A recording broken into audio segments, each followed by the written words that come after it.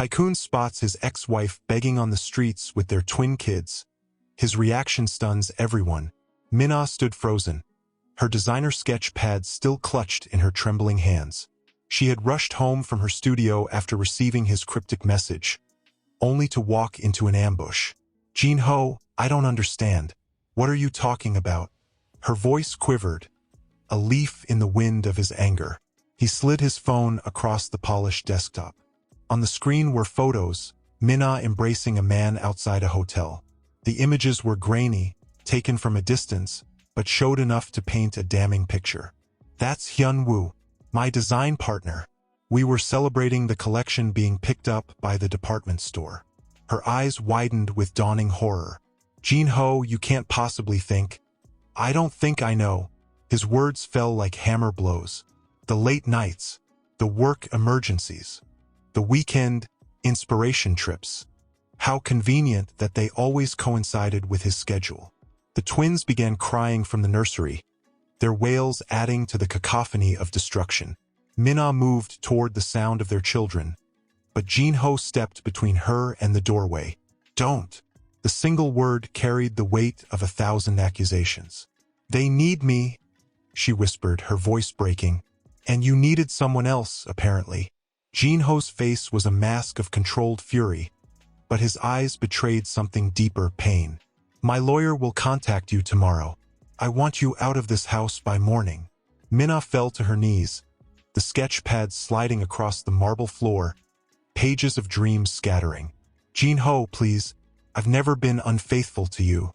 Those pictures aren't what they seem. You have to believe me." For a moment, something flickered across his face. Doubt, perhaps, but as quickly as it appeared, it vanished, replaced by cold resolution. "I believed in us, Minna. I believed in you." His voice dropped to a whisper. "That was my mistake." From the doorway, Jin-ho's executive assistant Seo-yeon watched with carefully concealed satisfaction, her hands still on her phone where the carefully edited photos had been sent from. 5 years she had waited for this moment, 5 years of watching him love another woman. As Minna's sobs echoed through the penthouse, the twins' cries grew more desperate. Outside, the storm intensified, lightning illuminating the room in harsh, white flashes. A perfect backdrop to the dissolution of what had once seemed an unbreakable bond. Jin-ho turned away, unable to look at his wife's crumpled form any longer. "Some things, once broken, can never be repaired," he said, more to himself than to her. The coldness in his voice masked the shattering taking place in his own heart. That night, as Minna packed her personal belongings into a single suitcase, she placed her wedding ring on the nightstand. A tiny circle of platinum and diamonds that had once represented infinity, now reduced to nothing more than an expensive reminder of what she had lost. She kissed her sleeping children goodbye, not knowing it would be the last time she would hold them for a very long time. "Amma loves you," she whispered. "Never forget that." "The Beijing investors are confirmed for tomorrow's presentation," Seo-yeon said, placing a stack of reports on his desk. "They're particularly interested in the semiconductor division." Jin-ho nodded without turning. "And the children?" "The twins are enjoying their new piano lessons.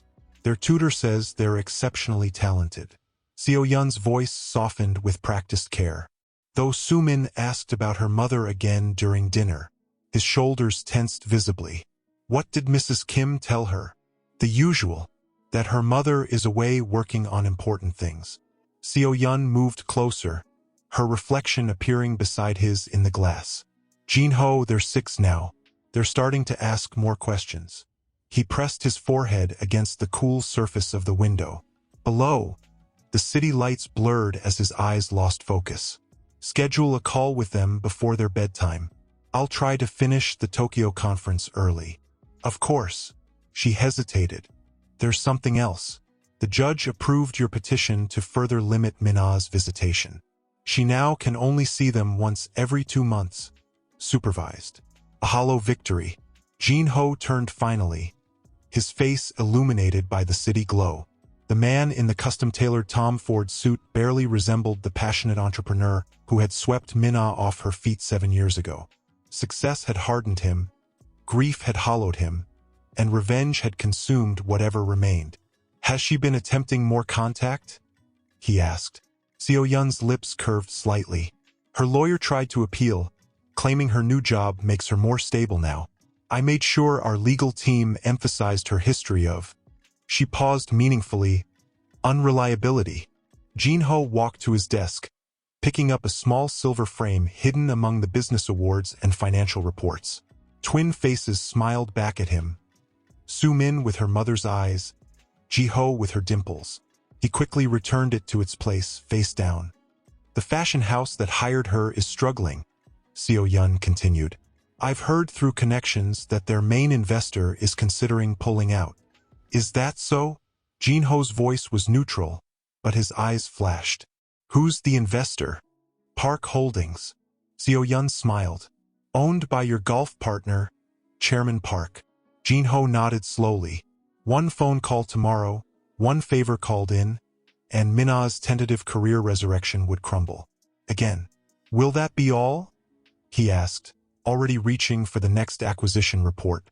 Seo-yun lingered. 5 years as his executive assistant, 3 as his most trusted confidant in the aftermath of his divorce. Always present, always loyal, always waiting.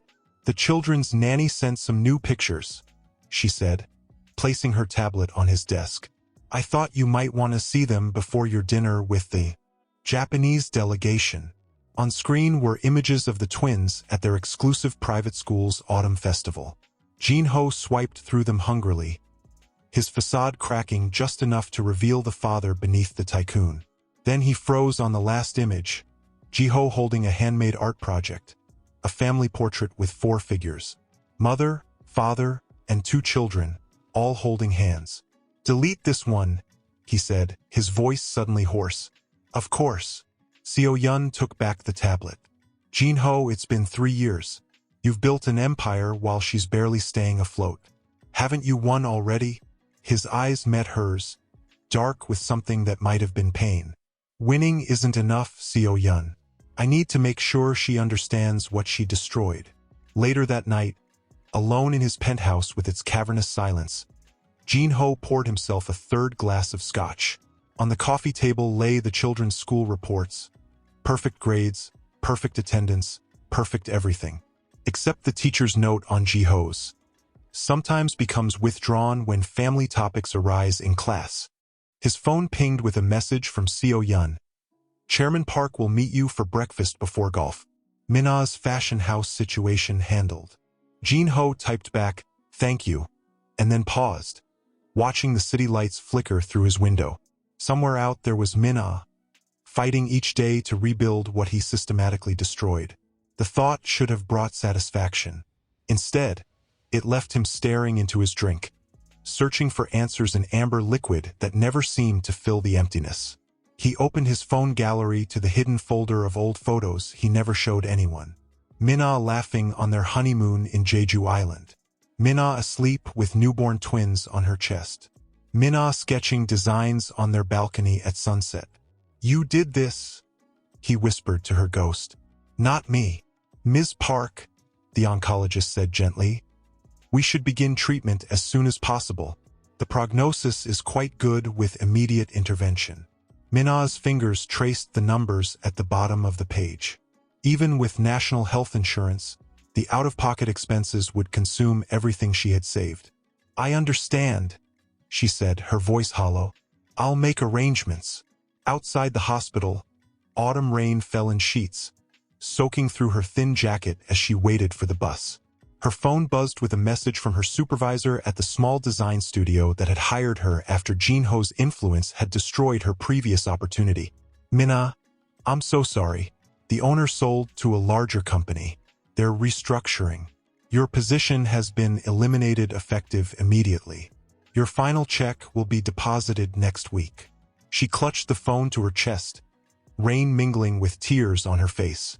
Of course it would happen now. 3 days later, Minna sat across from her elderly landlady, Mrs. Choi, who looked at her with a mixture of pity and resignation. "You've been a good tenant, Minna, but business is business. 3 months behind now." The old woman sighed. "The new owners of the building are raising all the rents. I can't carry you anymore. Please, Mrs. Choi, Mina pleaded. Just one more month. I'm expecting the alimony payment from my ex-husband next week. It's been delayed, but that's what you said last month, Mrs. Choi interrupted, not unkindly. I'm sorry, but you have until the end of the week. That night, Mina's phone lit up with a rare notification. An email from Jin Ho's lawyer. Dear Ms. Park, this is to inform you that due to administrative changes in Mr. Seo's financial portfolio management, there has been a temporary suspension of the alimony payment system. The matter is being reviewed by the courts following questions about your current residential status. No payments will be processed until verification of your circumstances is complete. Regards, Young Tae-woo, Legal Counsel, CO Group. Mina laughed bitterly in her dimly lit apartment, the sound echoing off walls already half bare from selling anything of value. Of course, Jin Ho would find a way to tighten the noose just when she was most vulnerable. She boiled water for tea, one of the few luxuries remaining, and opened a worn photo album. Inside were pictures of Soo-min and Ji-ho as babies, their first birthday celebration, tiny hands reaching for her. According to the visitation schedule, she wouldn't see them for another 6 weeks, unless Mina's hand froze mid-page turn. Jin Ho was leaving for a business trip to Singapore tomorrow. She'd read about the major tech conference in the business news, desperate for any information about his life. His executive assistant had mentioned during the last visitation that the children would be staying with their grandmother during his absence. Jin Ho's mother had always been kinder than her son, secretly slipping Mina photos of the twins when Jin Ho wasn't looking. Perhaps. The next morning, Mina stood outside the elegant gated community where Jin Ho's mother lived, gathering her courage. When the housekeeper answered the door, Mina was met with a surprised but not unwelcoming expression. Mrs. Lee, please, Mina said, bowing deeply. I know I shouldn't be here, but I needed to ask a favor. 10 minutes later, Jin Ho's mother sat across from her in the garden pavilion, the twins playing within eyesight but out of earshot. You look unwell, Mina, the older woman said, concern in her eyes. I've been better, Mina admitted. Mrs. Lee, I've lost my job, my apartment, and now the alimony has been stopped. I don't know what's happening, but I have nowhere to go. The older woman's face softened. Jin Ho has become someone I don't recognize these past years. So cold, so focused on his company. She glanced at the twins. They ask about you constantly. I miss them every day, Mina whispered. Mrs. Lee, I would never ask, but I'm desperate. Could they stay with me just for a few days? While Jin Ho is away, I'll bring them back before he returns. Mrs. Lee hesitated, conflict clear on her face. Jin Ho would never forgive me. He doesn't need to know. Please, Mina begged. I may not have much time left with them. Something in her voice must have revealed more than her words, because Mrs. Lee's eyes widened slightly. Are you ill, Mina? Mina looked away, unable to speak the truth aloud. 3 hours later, against all better judgment, Mrs. Lee watched as Mina led the twins to a taxi, their overnight bags packed with essentials. 3 days, she said firmly. Then you bring them back. Jin Ho returns on Friday. Thank you, Mina said, bowing deeply. I promise. But promises, like plans, rarely survive first contact with reality. The next morning, Mina woke in her nearly empty apartment to find an eviction notice taped to her door. The locks had been changed. Her few remaining possessions sat in boxes in the hallway. Mommy, where will we go? Soo-min asked, her small face pinched with worry as she clutched her brother's hand. Mina knelt before her children, forcing a smile she didn't feel. We're going on an adventure, my loves. Just the 3 of us. She managed to store their belongings with a former coworker and used the last of her cash for a cheap motel room. But 3 days later, when the time came to return the twins, Mina faced the terrible truth. She had nowhere to go, and her first chemotherapy session was scheduled for the following morning. As evening fell, she sat with the twins on a bench in a small neighborhood park, watching them share the kimbap she'd made that morning. When are we going back to grandmother's house?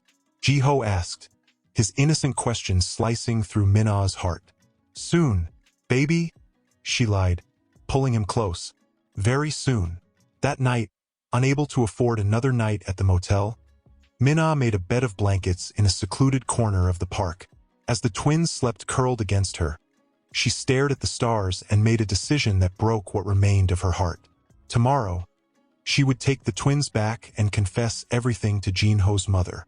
She would beg for help, for mercy, for a chance to receive treatment while someone cared for her children. The humiliation would be complete, but she had no choice. But fate, it seemed, had other plans. The rain that began as a gentle patter shortly after midnight became a deluge by dawn, forcing them to seek shelter under the awning of a closed shop in the upscale Gangnam district, the very heart of Jinho's domain. As morning broke, Minna, soaking wet and exhausted, held her drowsy children close on the cold concrete. Businesspeople hurried past, averting their eyes from the sight of a young woman and two well-dressed children huddled on the sidewalk. Some tossed coins or small bills without breaking stride. "Mommy, I'm hungry," Sumin whispered. Minna looked down at the few coins in her palm. Not enough for even a simple meal for one child, let alone two.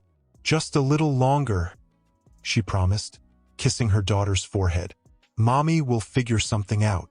Across the street, limousines began arriving at the Grand Hyatt Seoul, disgorging wealthy attendees for some kind of event. Minna watched with detached curiosity until she saw the banner unfurling above the entrance. CO Group Annual Charity Gala. Building Better Futures for Children. The irony was so perfect it made her laugh. A broken, hollow sound that startled the twins. Jinho, who was supposed to be in Singapore, was here instead, hosting a charity event for children while his own sat hungry on the street. "Is father really in there?" Jiho asked, his small face lighting up with excitement. Minna swallowed hard. "Yes, baby. He's in there." Her reflection in a puddle told the story of her fall. Once a rising fashion designer who graced these same events on Jinho's arm, now a gaunt woman in rain-soaked clothes, her hair limp around a face hollowed by illness and hardship. But her eyes, those hadn't changed. The same determination that had once caught Jinho's attention at a university design showcase still burned beneath her exhaustion. "Come," she said, guiding the children across the street toward the hotel entrance. They had barely reached the curb when a security guard stepped forward, his expression professionally neutral but his stance blocking their path. "Excuse me, miss. This is a private event." Minna lifted her chin. "I need to see CO Jinho. He's the father of my children." The guard's eyes flicked to the twins, noting their expensive clothes, now rumpled but still clearly high quality, and their unmistakable resemblance to the tech mogul whose picture was prominently displayed on the event banner. His hand moved to his earpiece. "Sir, there's a situation at the front entrance." Inside the grand ballroom, Jinho was mid-conversation with the Minister of Technology when his security chief approached, bending to whisper in his ear.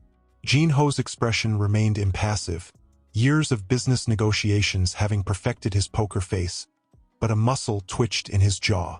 "Please excuse me, Minister. A small matter requires my attention." He strode through the crowded ballroom, Seo-yun falling into step beside him. "Is it true?" he asked his security chief as they approached the hotel's side entrance, away from the media gathered at the front. "Yes, sir. Your ex-wife and—" The man hesitated. "The children." Jinho stopped abruptly.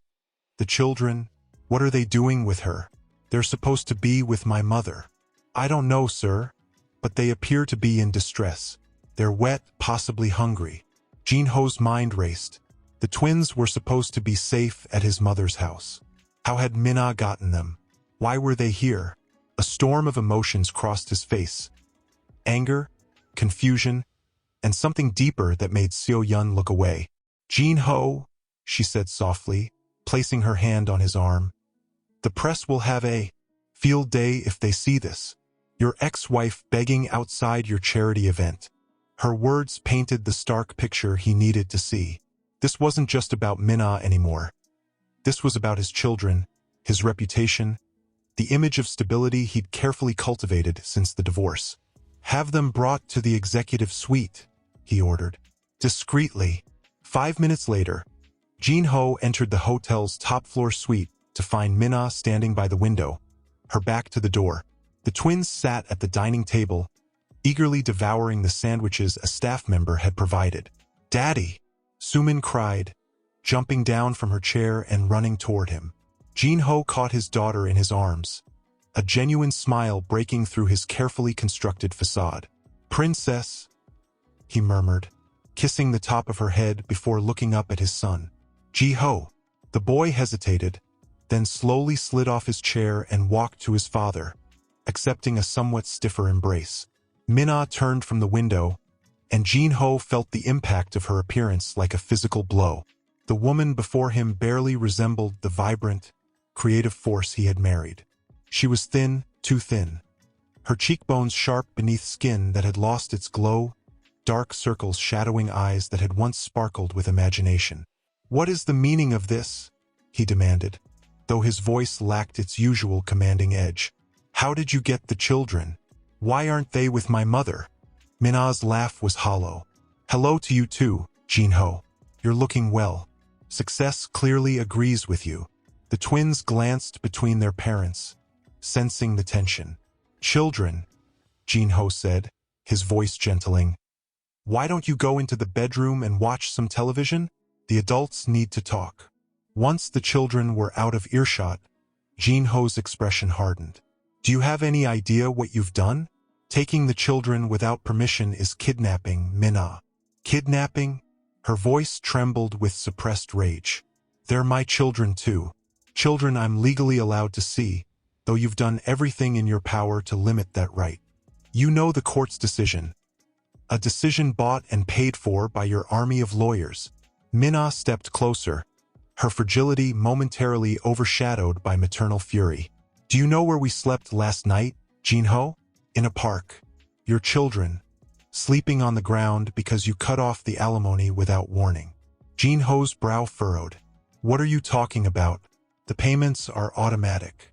"Tell that to your lawyer," Minna spat, pulling her phone from her pocket and thrusting it toward him with the email displayed. Jin-ho scanned the message, his frown deepening. "I didn't authorize this. I've been in Singapore for the past week. I just returned this morning for the gala." Something in his voice, a note of genuine confusion, made Minna pause. Then who did? The door to the suite opened, and Seo-yun entered with a hotel manager. She stopped short at the sight of Minna, her professional smile faltering for just a moment before recovering. "Jin-ho, the minister is asking for you. The presentation is scheduled to begin in 15 minutes. Her eyes slid to Minna, taking in her bedraggled appearance with a flicker of something that might have been satisfaction. "I see you've handled the situation." Jin-ho looked between the two women, a puzzle piece clicking into place as he remembered who had access to his accounts, his lawyers, his schedule. "Seo-yun, did you know about this email to Minna regarding the alimony?" Seo-yun's expression remained neutral. There were some questions from the finance department about continued payments to an address that appeared to be vacant. "I asked legal to look into it. Standard procedure." Jin-ho. Minna swayed slightly, her hand finding the back of a chair for support.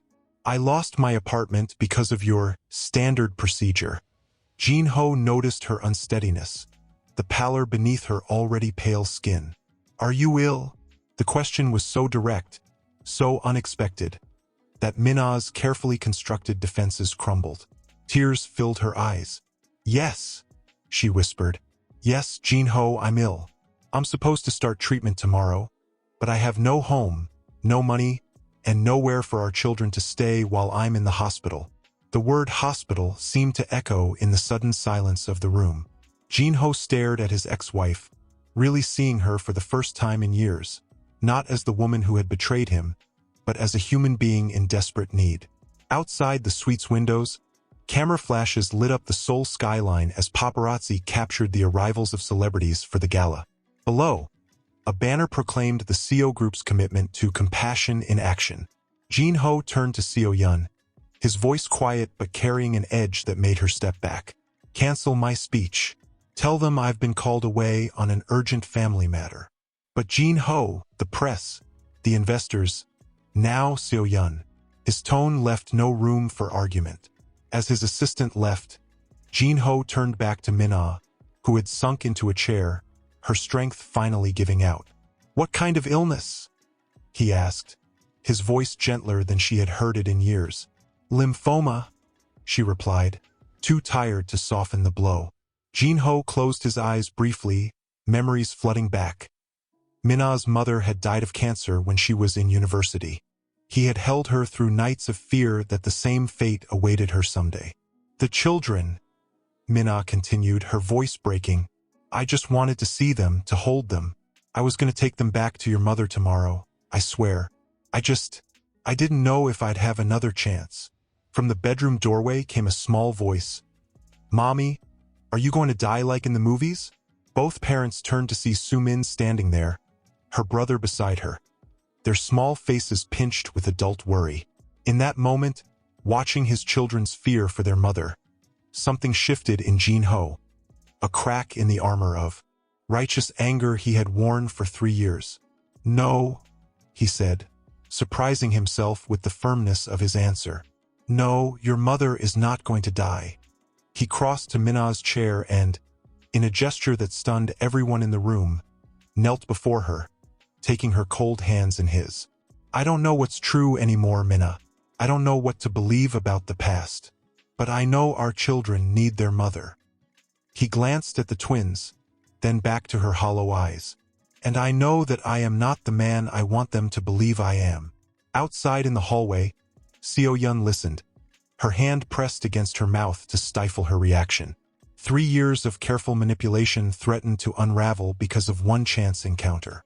And in the suite, the twins approached their kneeling father and exhausted mother, instinctively completing the circle with their small hands. For the first time in 3 years, the broken family touched, connected by circumstances none of them could have imagined. "What happens now?" Min-ah whispered, afraid to hope. Gone were the colorful art pieces they had collected together, replaced by austere modern sculptures. The warm honey-toned walls now stark white. Not a single photograph remained from their life together. "It's different," she murmured, finally stepping inside. Jin-ho watched her face, seeing his home through her eyes for the first time.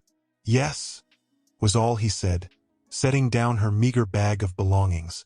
Their journey from the hotel had been silent, the children dozing in the back of his Maybach while tension filled the space between the adults. Now, in the privacy of his home, the reality of what he had offered crashed down on him. He had brought his ex-wife, the woman he had systematically destroyed, back into his sanctuary. "The guest room is prepared," he said formally. "The children can take their old room." Min-ah nodded, too exhausted to speak, following him down the hallway. The twins raced ahead, squealing with delight as they discovered their bedroom maintained exactly as they remembered, toys and books preserved like museum exhibits. "You kept it all," Min-ah whispered, standing in the doorway of the children's room. Jin-ho's face remained unreadable. "They're here every other weekend." The unspoken accusation hung in the air. "Unlike you." Dr. Kim arrived an hour later, Jin-ho's personal physician making a house call without question despite the late hour. Min-ah sat rigidly on the edge of the guest bed as he examined her, Jin-ho waiting outside the closed door. When the doctor emerged, his face was grave. "A word, Jin-ho." In the hallway, Dr. Kim spoke quietly. "She's significantly malnourished and dehydrated.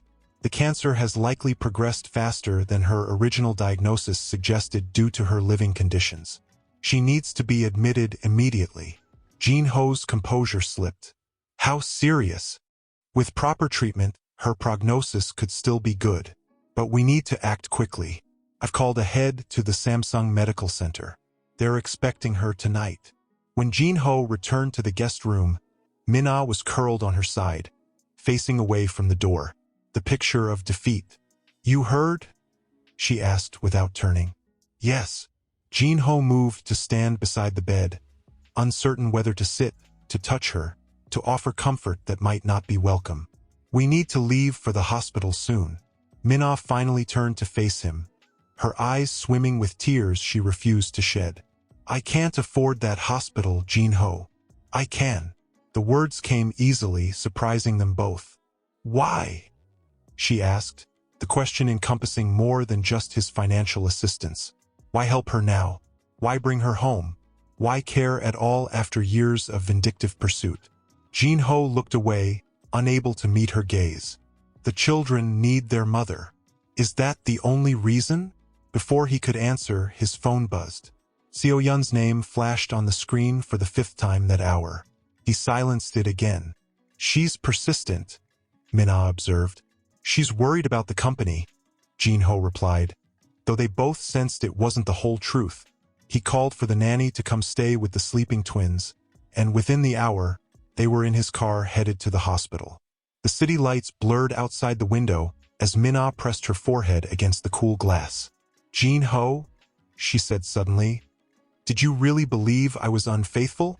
The question hung between them, dangerous and necessary. Jin-ho's hands tightened on the steering wheel. I saw the messages, he said, his voice tight. I saw the hotel receipt. Min-ah turned to look at him, her face illuminated by passing streetlights. You saw what someone wanted you to see. The hospital intake was a blur of forms and Jin-ho's name opening doors that would have remained closed to Min-ah alone. By midnight, she was settled in a private room, and 4 dripping fluids and medication into her arm. Jin-ho stood awkwardly at the foot of her bed, a man accustomed to controlling every situation suddenly adrift. You don't need to stay, Min-ah told him, her voice softened by sedatives. I know, but he made no move to leave. A nurse entered, checking Min-ah's vitals and adjusting her medication. Your wife will need to rest now, she said to Jin-ho. Neither corrected her assumption. After she left, Min-ah's eyes grew heavy. The children, she murmured, are safe, Jin-ho finished. Sleep now. Just before she drifted off, her fingers reached toward him. Jin-ho, whatever happens, thank you for letting me see them again. He took her hand, the first voluntary touch between them in years. Nothing will happen. I won't allow it. As if illness could be commanded away like an underperforming employee. Min-ah smiled faintly before sleep claimed her. Jin-ho remained, watching the rise and fall of her chest, memories washing over him like waves. Their first meeting at the university exhibition where her unconventional designs had captivated him. The night on Namsan Tower when he proposed. The twins' birth, Min-ah radiant despite her exhaustion. And then the ugliness, the accusations, the divorce proceedings where he had wielded his power like a weapon, determined to punish her for a betrayal he had never allowed her to explain. His phone buzzed again. This time it wasn't Seo-yun but his mother. Jin-ho, she said when he answered, her voice tight with controlled anger. I just received a very interesting call from your assistant. Something about Min-ah kidnapping the children? Would you care to explain why Seo-yun is filing a police report when the twins are with you? Jin-ho's blood ran cold. She's what? She claims to be acting on your behalf while you're dealing with a difficult situation. She told the police that Min-ah took the children without permission and may be unstable. Jin-ho stood abruptly, moving into the hallway. Stop her. Tell her I'll call shortly. Already done. The report is on hold for now. His mother paused. Jin-ho, what's happening? Where is Min-ah? Are the children safe? The twins are at the penthouse with Mrs. Jung. Min-ah is. He glanced back at the hospital room. She's ill, mother. Cancer. The silence on the other end spoke volumes. Finally, his mother said, I see. And Seo-yun. I don't know what she's doing. Don't you? His mother's voice sharpened. That woman has been orchestrating your life for 3 years. Who do you think showed you those messages supposedly from Min-ah? Who discovered the hotel receipt? Who has benefited most from your divorce?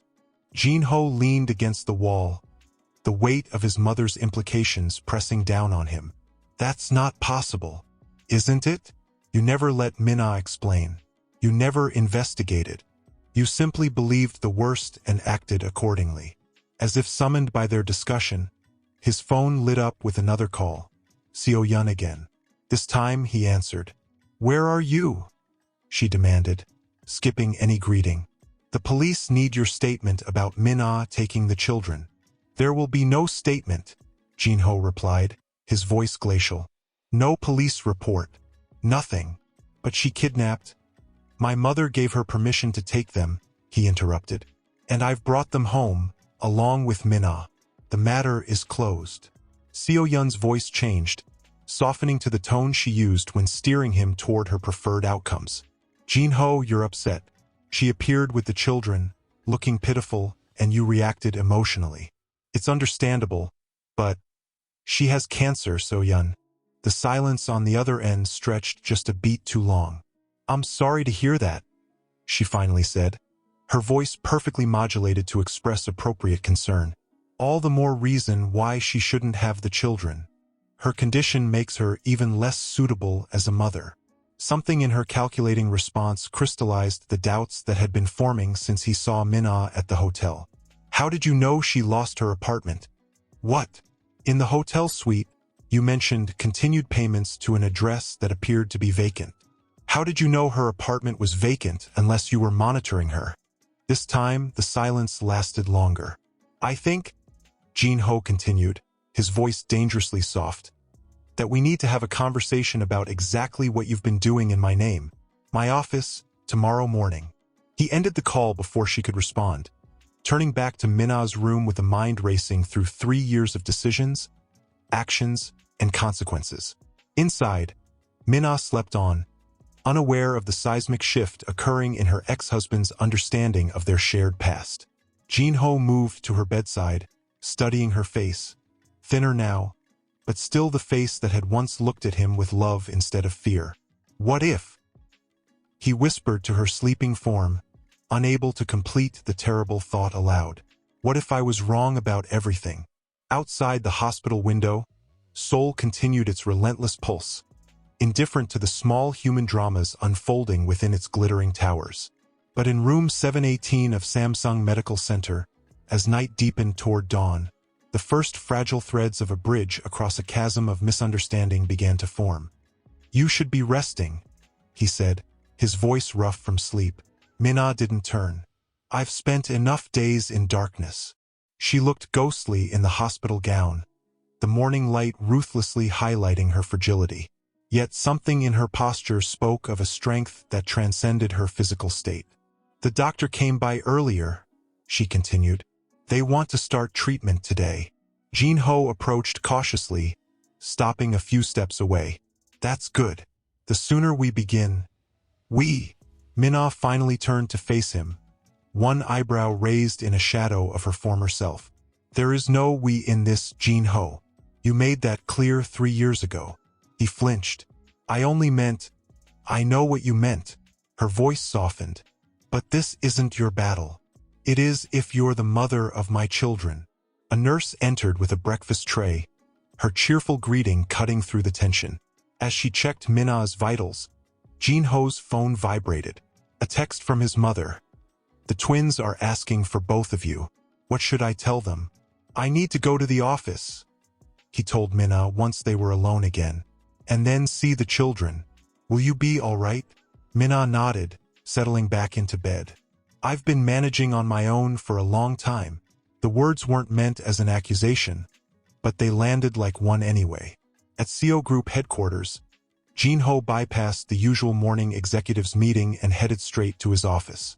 Seo-yun was already waiting, immaculately dressed in a power suit, her presentation materials arranged perfectly on the conference table. I've taken the liberty of rescheduling your appointments to account for last night's interruption, she began, as if nothing unusual had occurred. Jin-ho deliberately walked past her to his desk, remaining standing. Sit down, Seo-yun. Something in his tone made her falter. She took a seat, crossing her legs with practiced composure. If this is about the misunderstanding with the police, this is about the last 3 years. Jin-ho's voice was calm but carried an undercurrent of steel. I want to know exactly what you've done. Done? She gave a practiced laugh. I've helped build this company into what it is today. I've protected your interests, managed your affairs, kept the board happy. You encouraged me to believe Min-ah was unfaithful, Seo Yun's smile disappeared. I merely showed you what I found. The messages were there, Jin Ho. The hotel receipt was real. Were they? Jin Ho pressed a button on his desk phone. Mr. Park, please join us. The door opened and Seo Group's head of security entered, carrying a tablet. Tell her what you found, Jin Ho instructed. Mr. Park cleared his throat. At Mr. Seo's request, I've conducted a preliminary investigation into communications from 3 years ago. The text messages allegedly sent between Mrs. Seo and Mr. Kong showed irregularities consistent with digital manipulation. Seo Yun's face remained impassive, but her knuckles whitened as she gripped her armrest.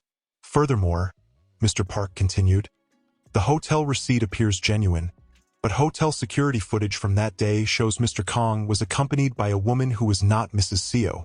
This proves nothing, Seo Yun cut in. Digital evidence can be manipulated now just as easily as it could have been then. Except I didn't ask for this investigation 3 years ago, did I? Jin Ho's eyes never left hers. I trusted you. I acted on what you showed me without question. Mr. Park placed the tablet on the desk. There's more, sir. The financial records show Ms. Lee has been diverting Mrs. Seo's alimony payments for the past 3 months. The accusation hung in the air like smoke. Seo Yun's composure cracked, a flush spreading across her cheeks. You gave me authority over the accounts, she said, her voice tight. The money was just sitting there while the company could have been using it for expansion. She didn't deserve it anyway, not after what she did. What she did, Jin Ho repeated. Or what you made me believe she did. Seo Yun stood suddenly. Everything I've done has been for you. For us. She was holding you back. A fashion designer with artistic delusions? You needed someone who understood business, who could help you reach your potential. Someone like you. Yes. Her mask fell away completely now, revealing the calculation beneath. We're the same, Jin Ho. We want the same things. Mina never understood you like I do. Jin Ho's face hardened. You're right about one thing. Mina never understood the coldness I was capable of. Neither did I, until I destroyed her life based on evidence I never bothered to verify. He turned to Mr. Park. Please escort Ms. Lee to the legal department. They'll need her statement for the criminal complaint. Criminal? Seo Yun's eyes widened. You can't be serious. After everything I've done for this company? For you. You manipulated me into destroying my marriage.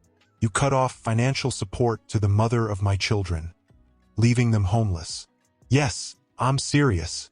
As security led her toward the door, Seo Yun turned back, her composure returning with frightening speed.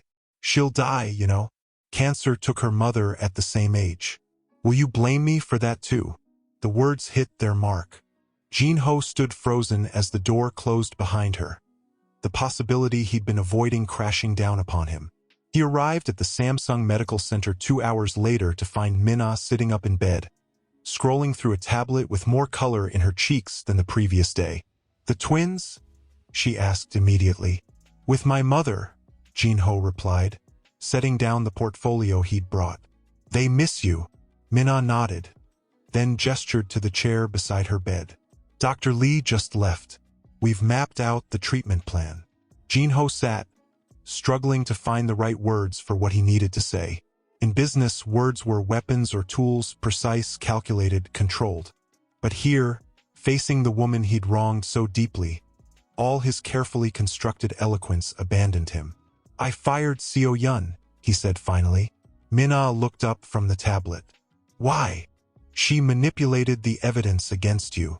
The confession came flatly, devoid of the emotion churning beneath. The messages, the hotel receipt. She made me believe you had betrayed me. Mina's hands stilled on the tablet. The silence stretched between them, 3 years of hurt compressed into a few seconds of unspoken words. I tried to tell you, she said eventually, her voice barely audible. I know. You wouldn't listen. I know that too. Mina set the tablet aside, her expression unreadable. Why are you telling me this now? Jin Ho looked directly at her, forcing himself to face what he had done. Because before anything else happens, you deserve the truth. And he paused, the words catching in his throat. And an apology. I'm sorry, Minna. More sorry than I have words to express. A single tear slid down her cheek, quickly followed by another. 3 years, Jin-ho. 3 years of fighting to see my children. Of watching my career crumble because no one would hire the woman who supposedly cheated on Seo Jin-ho. 3 years of your lawyers challenging every court decision, questioning my fitness as a mother. Each word was a deserved lash against his conscience. Jin-ho accepted them without defense. I can't change the past, he said quietly, but I can try to make amends. Whatever you need for your treatment for afterward, it's yours. The children can stay with you once you're well enough. I'll remove the legal restrictions. Minna wiped her tears with the back of her hand. And if I'm not well enough? If the treatment doesn't work? The question they'd both been avoiding. Jin-ho felt his chest constrict. It will work, he insisted. I've spoken with specialists in America, in Germany. If necessary, we'll... Jin-ho. Minna's voice stopped him. You can't control this like one of your business ventures. Some things can't be fixed with money or power. Before he could respond, a nurse entered with the first round of chemotherapy. The moment for intimate conversation passed as medical personnel bustled around, checking lines and explaining procedures. Jin-ho moved to leave, but Minna caught his sleeve. The portfolio, she said, pointing to what he'd brought. What is it? He hesitated, then handed it to her. I thought you might be bored during treatment.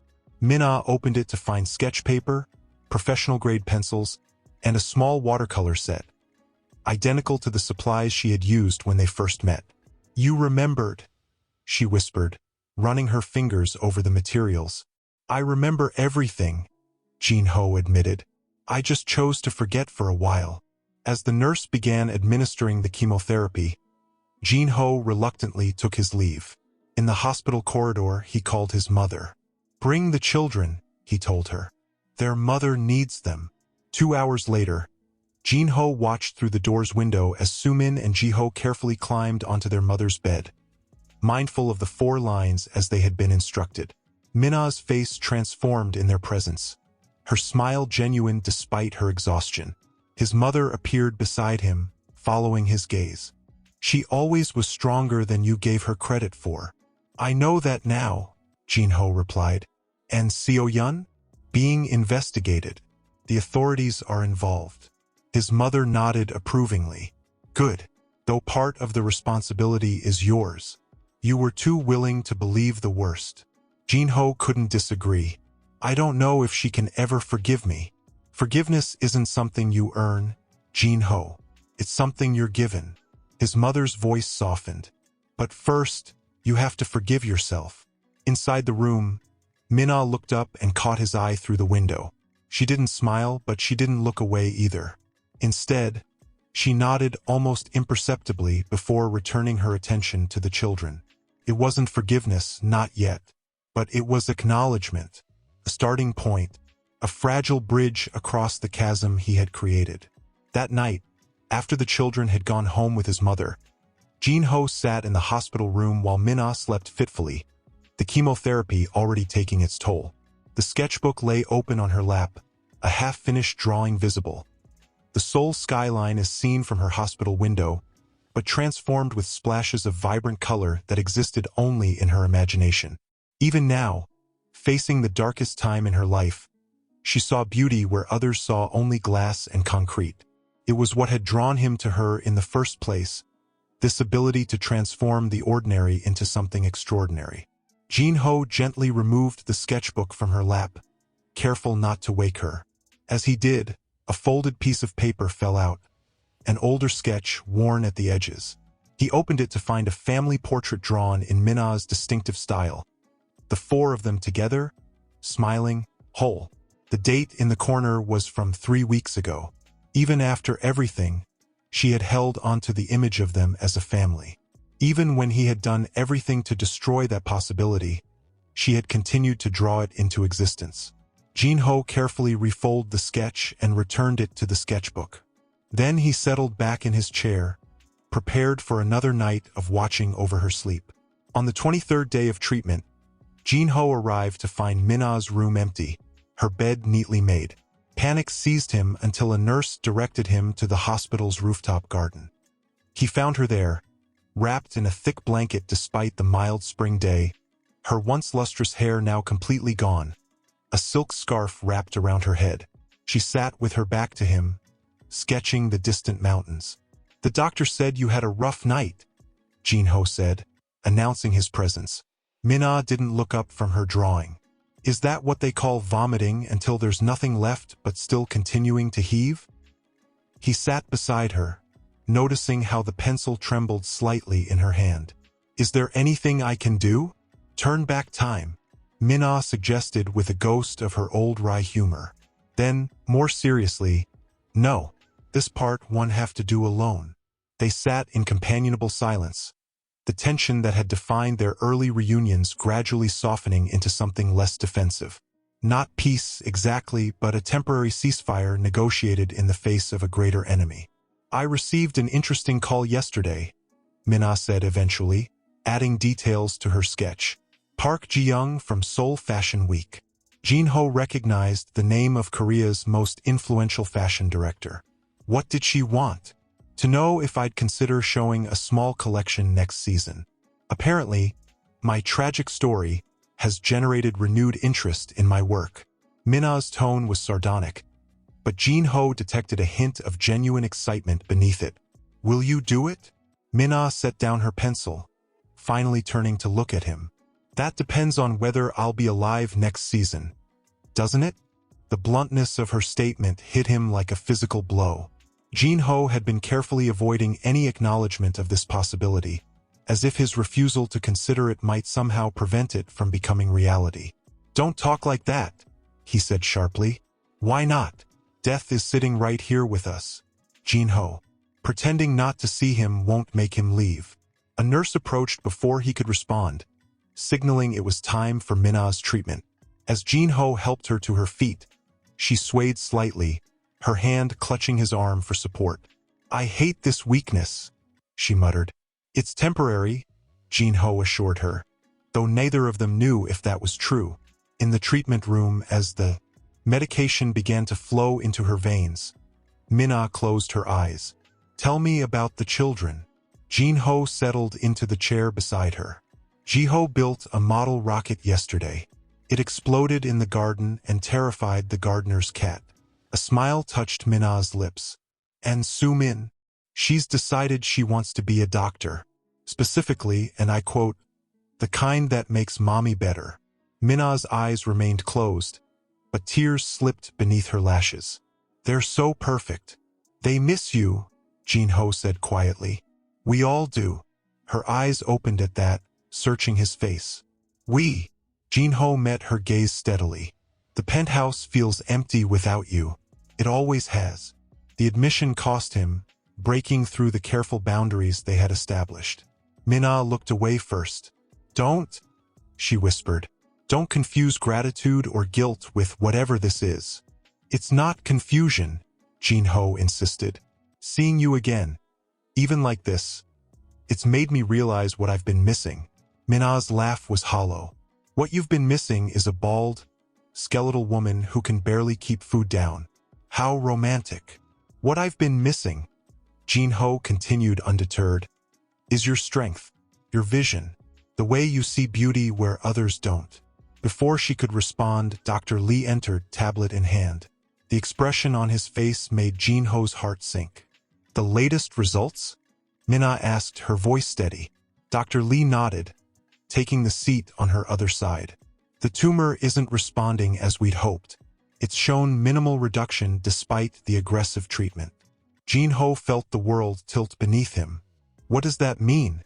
"It means we need to consider other options," Dr. Lee replied, his professional demeanor softening with genuine compassion. "There's a clinical trial in Boston using an experimental immunotherapy that's shown promising results for cases like Min-ah's." "Then we'll go to Boston," Jin-ho said immediately. Min-ah closed her eyes again, exhaustion evident in every line of her body. "No." What do you mean, no? If there's a treatment that could help, I'm tired, Jin-ho. Minna's voice was barely audible. So tired of fighting, of chemicals and needles and side effects that make death seem merciful. Dr. Lee cleared his throat. Perhaps we should discuss this when you're feeling stronger, Minna. The trial doesn't begin for another 3 weeks.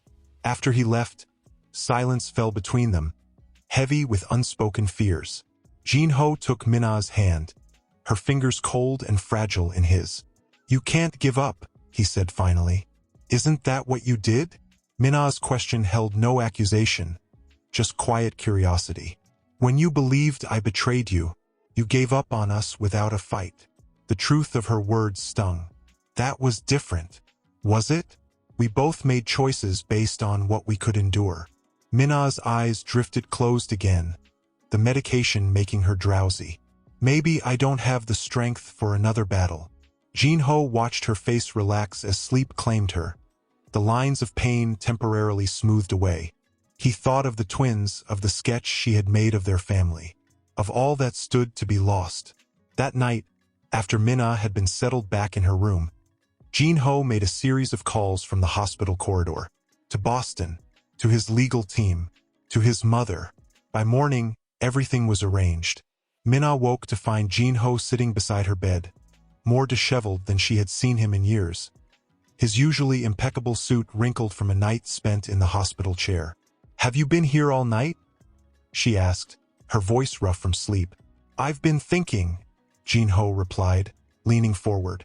About what you said yesterday. About giving up. Minna sighed. Jin-ho, no, please, let me finish. He took her hand, his grip gentle but insistent. You were right. I gave up on us when it got difficult. I believed the worst without question because it was easier than fighting for the truth. He reached into his pocket and withdrew a small velvet box. Minna's eyes widened as he placed it on the bed beside her. This isn't what you think, he said quickly. Open it. Inside lay not a ring, but a key. Minna looked up questioningly. It's to a house on Jeju Island, Jin-ho explained. Near the ocean. I bought it this morning. Jin-ho, I don't understand. The Boston trial begins in 3 weeks, he continued. But you need to regain your strength before then. The doctors agree that your mental state affects your physical recovery. So I'm proposing a compromise. He pulled a folder from his briefcase and opened it to reveal photographs of a beautiful modern house with wide windows overlooking the sea. 2 weeks on Jeju. Clean air, quiet, rest. The twins can come on weekends. Then, if you're stronger, we go to Boston together. Minna stared at the photos, then at Jin-ho's face, searching for the manipulation, the control that had defined their final years together. Instead, she found only hope and something deeper that neither of them was ready to name. And if I'm not stronger? She asked. If I decide not to go to Boston? Jin-ho's expression didn't change. Then that will be your choice. But I'm asking you to fight, Minna. Not for me, for Sumin and Ji-ho. For yourself. Minna touched the key, her fingers tracing its shape. Why are you doing this? Because I was wrong, Jin-ho said simply. About everything that mattered. And I don't want to be wrong again by letting you give up when there's still hope. 2 days later, a private ambulance transported Minna to Jin-ho's corporate jet. The twins bounced excitedly in their seats as the plane taxied down the runway, their chatter filling the cabin with much-needed lightness. Will we see dolphins, Mommy? Sumin asked, her small hand resting carefully on Minna's arm, mindful of the four-port still in place. Maybe. Minna smiled, her exhaustion momentarily eclipsed by her daughter's enthusiasm. The ocean is full of surprises. Jin-ho watched them from across the aisle, struck by how right it felt to have them all together, even under these circumstances. His phone buzzed with a text from his legal team. Judge has approved expedited inquiry into Seo Yun's actions. She's requesting a meeting with you before proceedings continue. He silenced the phone without responding. That battle could wait. For now, all that mattered was the fragile hope taking root in the cabin of his jet, carrying them toward an uncertain future that, for the first time in years, they would face together. The Jeju house exceeded even the photographs. Perched on a cliff overlooking the East China Sea, its floor-to-ceiling windows brought the ocean inside, filling every room with shifting light. Jin-ho had arranged for a private nurse to stay in the guest house, and a chef who specialized in nutritious meals that might tempt Minna's non-existent appetite. On their third evening, Jin-ho found Minna on the deck, wrapped in blankets despite the warm spring air, watching the sunset paint the water in shades of gold and crimson. "The twins are finally asleep," he said, settling into the chair beside her. Sumin insisted on reading 3 stories before she would close her eyes. Minna smiled. She's always been the stubborn one. Like her mother. The observation hung between them, not quite an accusation, not quite a compliment. Minna turned to study his face in the fading light. "Why did you really bring me here, Jin-ho?" "The truth this time." Jin-ho's gaze remained on the horizon. "I told you." "No," Minna interrupted gently. "Not the logical explanation, not the carefully constructed justification. The real reason." The crash of waves against the cliff below filled the silence as Jin-ho gathered his thoughts. "Because I need to know if we could have had this," he said finally, gesturing to the house, the ocean, the peace surrounding them. "If I hadn't been so quick to believe the worst. If I had fought for us instead of against you." Minna absorbed his words, her expression unreadable. "And if I die, what then?" "Then at least the twins will have memories of us together. Peaceful memories. Not just the battlefield of our divorce." The honesty of his answer surprised them both. Minna reached across the space between their chairs, her hand finding his. "I'm scared, Jin-ho," she admitted, her voice barely audible above the waves. "Not of dying exactly, but of leaving them, of not seeing who they become." Jin-ho squeezed her hand gently. "Then fight. We'll face Boston together, whatever comes." Minna nodded, her eyes reflecting the last golden rays of sunset. "Together?" she echoed, the word carrying more weight than either of them had intended. As darkness settled over the island, they remained on the deck, hands linked, watching stars emerge above the restless sea. Not lovers, not yet friends, but something new forged in the crucible of their shared pain and tentative hope. Inside the house, the twins slept peacefully, unaware of the quiet battle being waged for their future. For the family depicted in Minna's sketch, a family that had on their 10th day on the island, Jin-ho found her in the glass-walled studio he'd had equipped with everything she might need to create. Fabric samples, sketching materials, a top-of-the-line sewing machine. Minna sat surrounded by drawings, her head bent over an intricate design. "The children are asking for you," Jin-ho said, pausing in the doorway. "They want to show you something they found in the tide pools." Minna looked up, and the transformation in her face made Jin-ho's breath catch. Color had returned to her cheeks. Her eyes, though still shadowed with exhaustion, held a spark of the creative fire he remembered so well. "I lost track of time," she admitted, setting aside her pencil. "I started thinking about Ji-young's offer." Jin-ho stepped into the studio, surveying the sketches spread across the table. Elegant designs with clean lines, but with unexpected details that had always been Minna's signature. "You're designing again." Minna nodded, running her fingers over one of the drawings. "I thought, even if I can't be there for the show, maybe I could leave something behind. Something beautiful." The quiet acknowledgement of her uncertain future hung between them. Jin-ho picked up one of the sketches, a flowing dress that seemed to capture the movement of the ocean itself. "They're extraordinary," he said softly. "But you will be there, Minna, to see them brought to life." She didn't argue, neither agreeing nor disagreeing, simply accepting his words as the hope they were meant to be. "Help me up? The tide pools are waiting." Jin-ho offered his hand, noticing how his body had learned the choreography of supporting her without making her feel invalid. As they walked slowly toward the beach, Minna's hand remained in his longer than necessary, her fingers wrapping around his with deliberate intent. The twins had created an elaborate ecosystem of collected shells, sea stars, and small crabs. Their excited explanations overlapped as they guided their mother through their discoveries, careful to keep her from stumbling on the slippery rocks.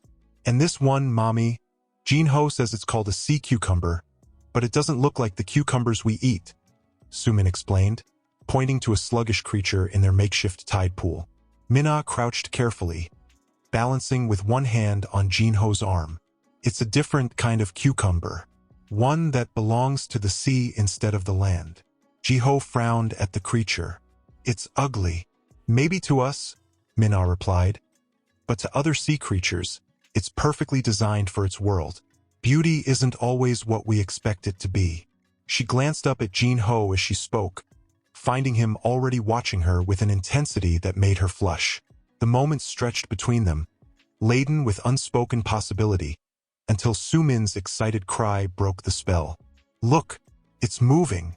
That evening, after the twins had been tucked into bed with sea-inspired dreams, Minna found Jinho in his study, surrounded by medical journals and research papers. You're preparing for Boston, she observed, leaning against the doorframe. Jinho nodded, removing his reading glasses. I want to understand exactly what we're facing.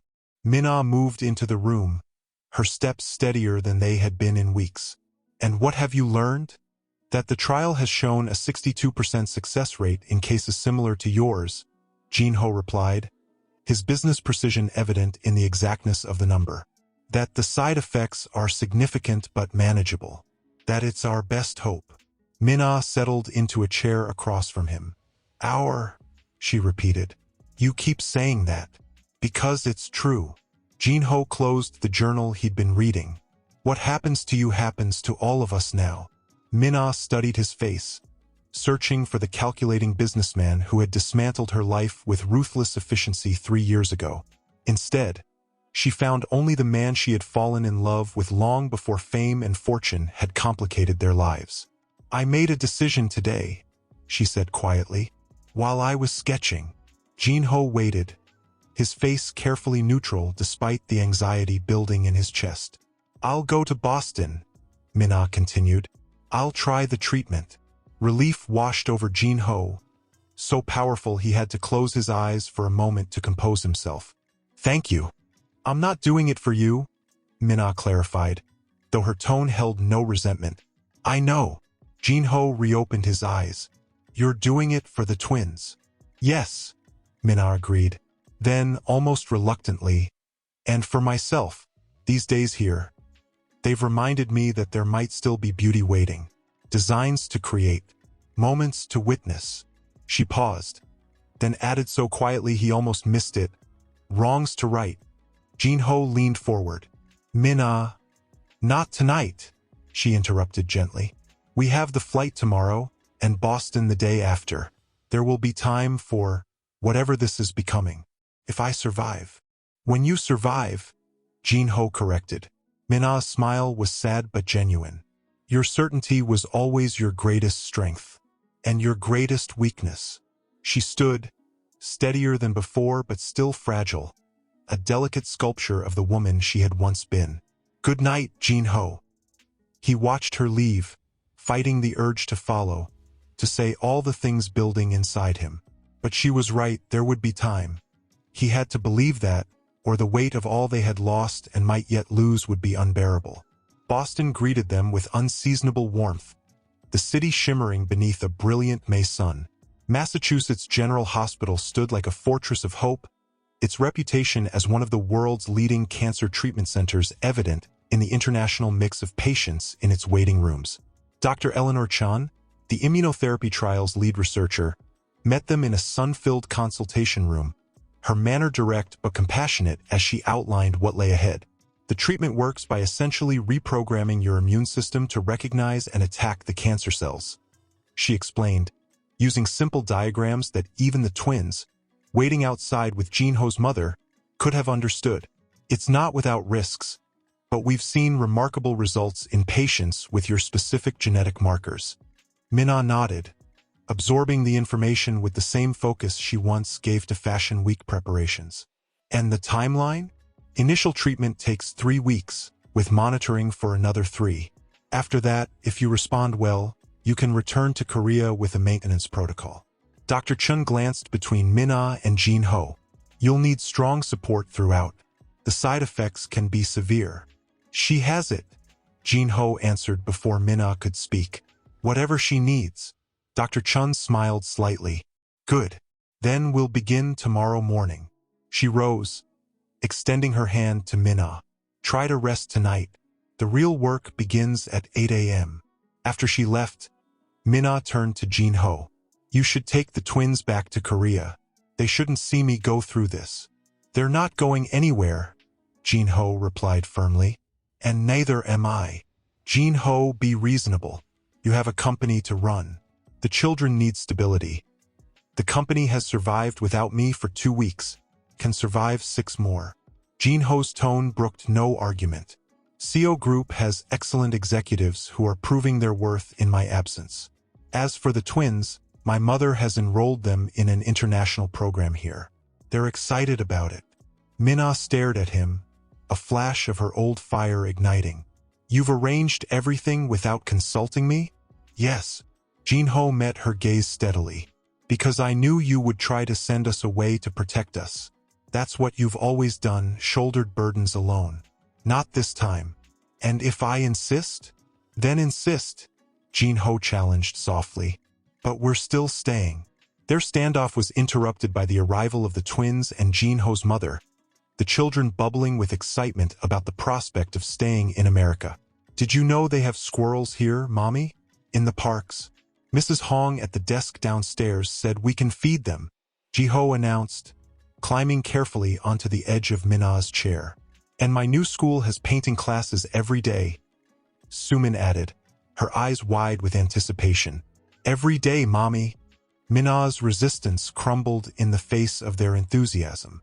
She looked over their heads to Jin-ho, conceding defeat with a small nod that he acknowledged with equal subtlety. The penthouse Jin-ho had secured overlooked the Charles River, close enough to the hospital to minimize Min-ah's travel time but removed from the clinical environment. That first night, after the twins had been settled in their new rooms and Jin-ho's mother had retired to give them privacy, Min-ah stood at the window, watching lights reflect on the dark water. I keep waiting, she said without turning. Jin-ho, who had been responding to essential emails, looked up. For what? For the other shoe to drop. For this version of you to disappear and the cold stranger who divorced me to return. Min-ah turned, her silhouette outlined against the city lights. Why did you change, Jin-ho? Because I'm dying? Because you feel guilty? Jin-ho set aside his laptop and crossed to stand before her. I changed because I had to face what I'd become. What Seo-yun helped me become. And what was that? Someone who valued control over truth. Power over love. Jin-ho's voice grew rough with suppressed emotion. Someone my father would have recognized all too well. The admission cost him visibly. Min-ah knew what it meant. Jin-ho had spent his life determined not to replicate his father's cold, calculating approach to family and business.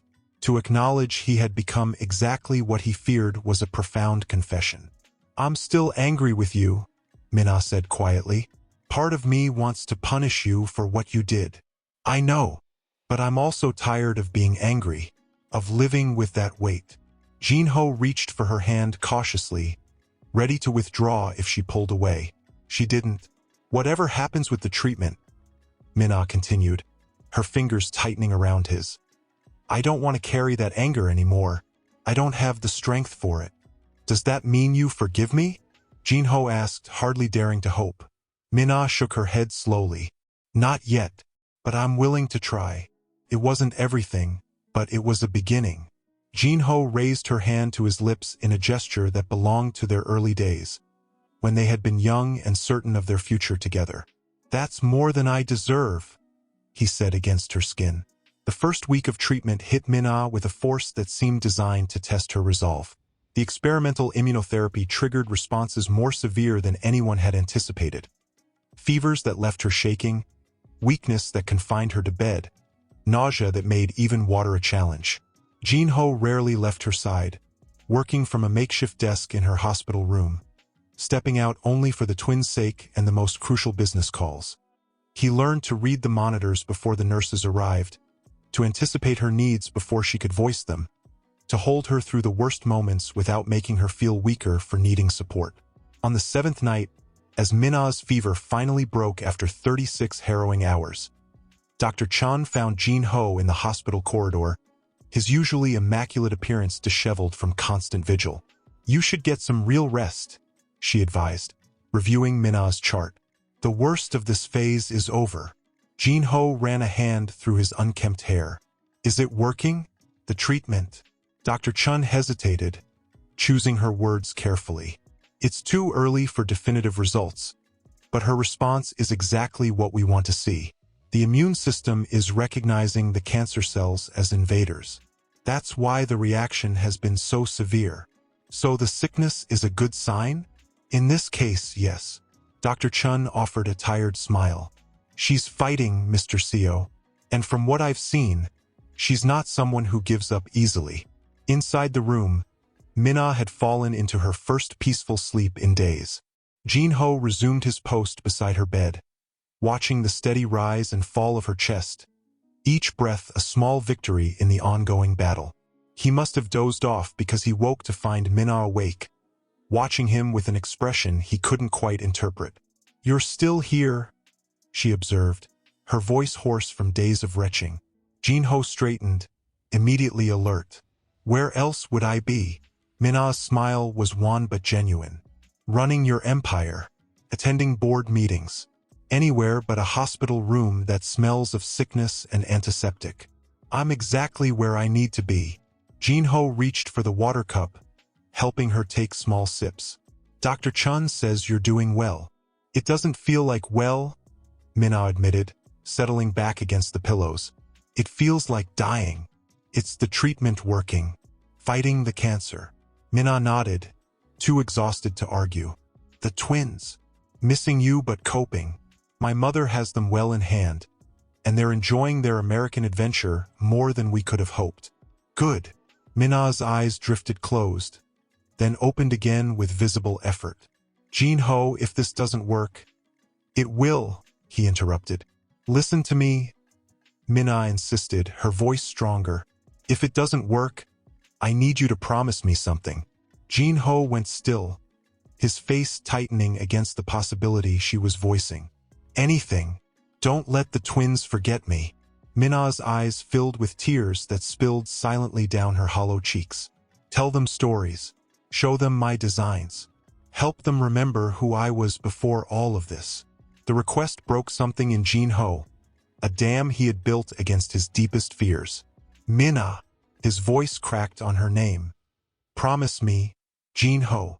Her hand found his, squeezing with surprising strength. "Promise me you won't erase me from their lives the way you tried to before." The accusation was fair, the fear behind it justified by their history. Jin-ho brought her hand to his forehead in a gesture of supplication. "I promise," he whispered against her skin. "But you're going to be there to tell them yourself, to show them who you are, to watch them grow up." Minna's eyes searched his face, finding the certainty she needed reflected there. "Then I'll keep fighting," she murmured as sleep began to reclaim her. "For them. For us." The last two words lingered in the air between them, tentative but unmistakable. Jin-ho held onto them like a talisman against the darkness, a promise of possibility he had never dared to imagine might still exist. On a crisp Saturday morning, Jin-ho entered the master bedroom carrying a tray only to find the bed empty. For a moment, old panic resurfaced until he heard the shower running. Setting down the tray, he knocked gently on the bathroom door. "Minna, are you all right?" The water shut off, and after a moment, Minna's voice came through the door. "I'm fine. Just needed to feel human again." When she emerged 10 minutes later, the transformation stunned him. She had wrapped a silk scarf around her head, applied minimal makeup that restored some color to her face, and dressed in loose but elegant loungewear instead of the hospital gowns and pajamas that had become her uniform. "You look," Jin-ho struggled to find appropriate words. "Less like death," Minna suggested with a ghost of her old wry humor. "Beautiful," he finished simply. A flush spread across Minna's cheeks. I have an appointment at 11. I know. I was going to drive you. No, Minna said, moving to the window where Boston spread out below them, its autumn colors painting the city in amber and crimson. Not the hospital. With Ji-young. Jin-ho blinked in surprise. Park Ji-young is in Boston? Minna nodded, fingering the curtain fabric absently. She flew in yesterday. Wants to discuss the collection in person. Is that wise? With your treatment schedule, Dr. Chan says my latest scans show improvement. Minna interrupted, turning to face him. The tumor has decreased by 16%. The news hit Jin-ho like a physical force, relief making his knees momentarily weak. He'd been at every appointment, yet somehow Minna had received this information without him noticing. When did she tell you? Last night, while you were putting the twins to bed. Minna's expression softened. I needed time to process it alone. Jin-ho understood, though the instinct to share every moment of this journey had become second nature. 16% is significant. It's a beginning, Minna agreed cautiously. Not a cure, not yet, but enough to make plans that extend beyond next week. Like meeting Ji-young. Yes. Minna moved to the breakfast tray, picking up a piece of toast. Jin-ho noticed she actually took a bite, small but deliberate. Another victory. I want to work again, Jin-ho, even if it's just sketches for now. I need to create something that isn't defined by illness. Jin-ho watched her, recognizing the quiet determination that had first drawn him to her 15 years ago, when she was just a design student with extraordinary vision, and he was a young executive trying to escape his father's shadow. Then you should meet with her, he said finally. Would you like me to come with you? Minna considered the offer, then shook her head. No, this part one need to do myself. But thank you for offering. The simple acknowledgement of his support rather than an assumption of control marked how far they had traveled from the bitter adversaries of 3 months ago. The twins are with my mother at the Children's Museum, Jin-ho said, settling into a chair as Minna continued to nibble at her breakfast. They'll be back around 3. I thought maybe if you're feeling strong enough we could all have dinner out tonight. There's a restaurant nearby with a private room. Minna's smile reached her eyes, bringing life to her face that had been absent for too long. I'd like that. After she left for her meeting, Jin-ho found himself restless in the quiet penthouse. Business matters had been handled remotely with surprising efficiency, demonstrating that perhaps his constant presence at Seo Group hadn't been as necessary as he'd once believed. The legal proceedings against Seo Yun had been temporarily paused at his request, a confrontation he wanted to save for when Minna was stronger, when they could face the architect of their separation together. Instead of working, Jin-ho found himself drawn to Minna's makeshift studio in the penthouse's second bedroom. Sketches covered the walls, fabric swatches organized by color and texture on every surface. He moved through the space carefully, mindful of disturbing her creative process, but unable to resist examining what had been occupying her mind during the hours of treatment and recovery. The collection was unlike anything Minna had created before. Gone were the sharp lines and bold structures of her earlier work.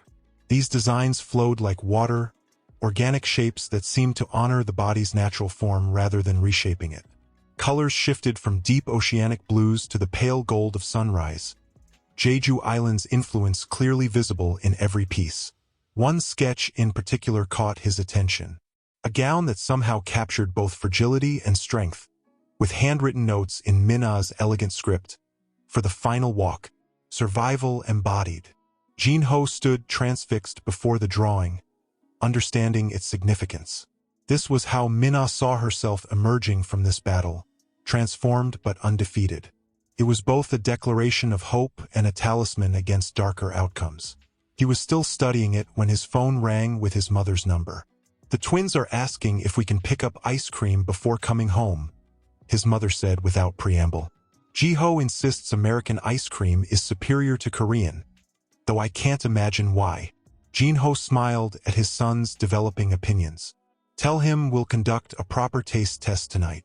How is Minna today? His mother asked, her voice softening. Better, Jin-ho replied, his eyes still on the survival gown. The treatment is showing results.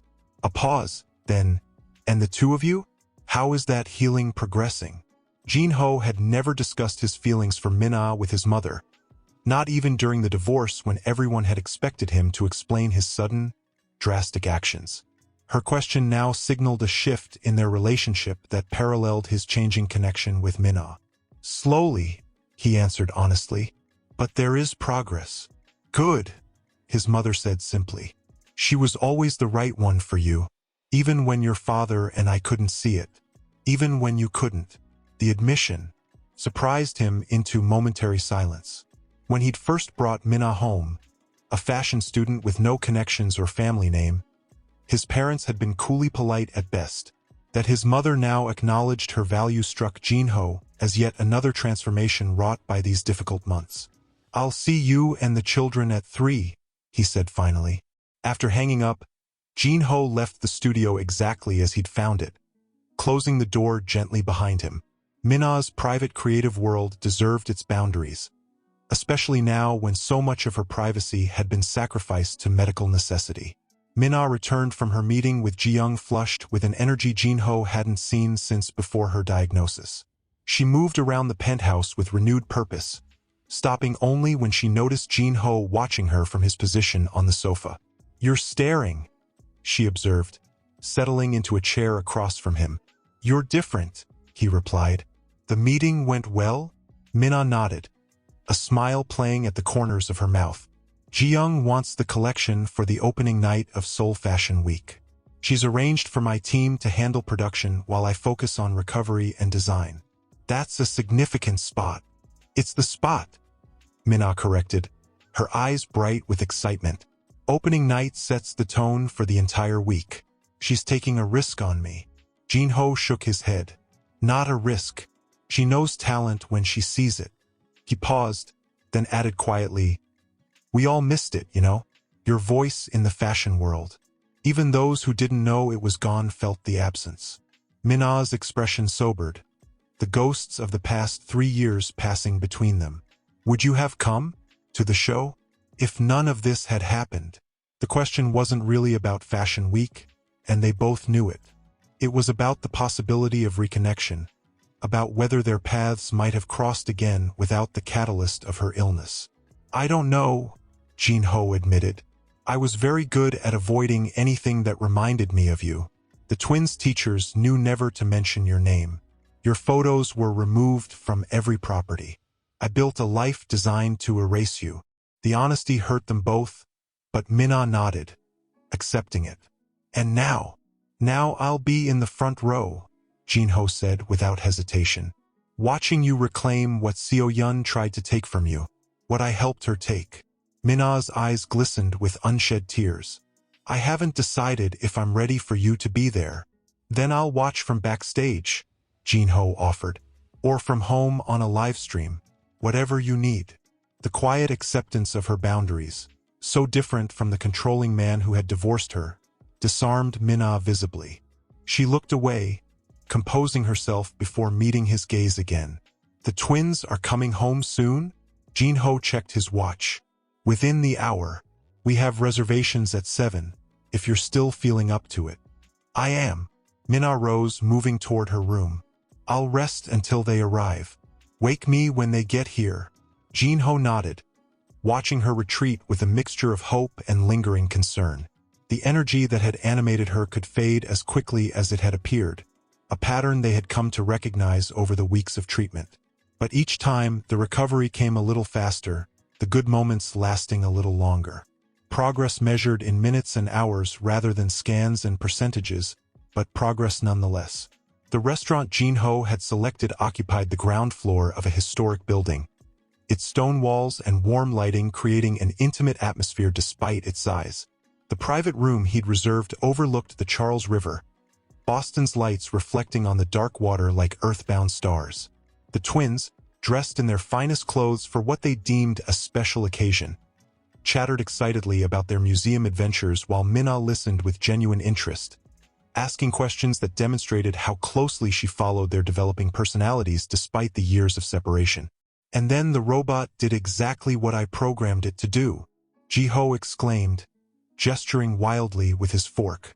It made a perfect square, Mommy. The museum lady said I have engineering skills. Minna supplied with a smile. Yes, like father. Jin-ho, who had been content to observe the reunion between mother and children, looked up at that.